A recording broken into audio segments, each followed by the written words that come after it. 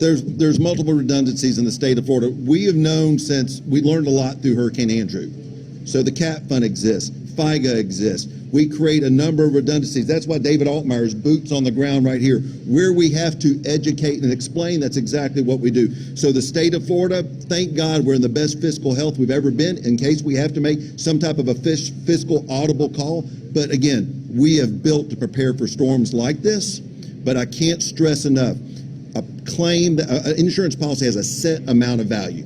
Call it 200,000, 300,000, 400,000, whatever your policy is what you purchase. If you allow predators to get between you and that claims process, you are giving away dollars you're entitled to. Okay, so all I want to do is make people as whole as quick as possible. And let me just reassure you, when a claim is filed, just because maybe the expenses, maybe you discovered 3 months later, you've got problems in your house that are water related that you didn't know were there because you know what, you're overwhelmed, and you know what, you're not a contractor.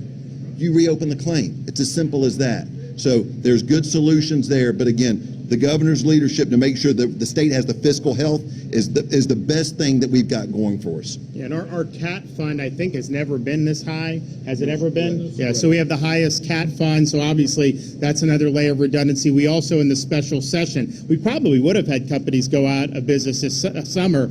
I called the legislature in the special session. One of the things we did was create, we call it the WRAP program, which also provides additional coverage. Some of these companies, I think there may be some problematic. A lot of these big companies, I think you should feel pretty comfortable. I mean, these are big companies. Now, I know there was an effort 15 years ago to drive a lot of companies out of Florida. That was a huge mistake that we're still paying for to this day. Nevertheless, we have taken action to stabilize, and we will do more if we need to. I mean, I will call another special session, but I think it's premature to know kind of exactly, because there is wind damage, there's no question, but I've toured up and down the state, and I would say the flood far exceeds the wind damage in terms of what I'm seeing. I mean, you're going like Cape Coral, I'm driving through these neighborhoods, honestly, you wouldn't even know, because unless there's standing water, that the structure looks fine, but then they had 4 feet of water like 3 days ago, whatever storm. So that's the issue. So I think it's going to be a combination, but I think it's going to be probably more of a flood event, whereas like Hurricane Michael was almost entirely a wind event because it was a buzzsaw that was ripping through.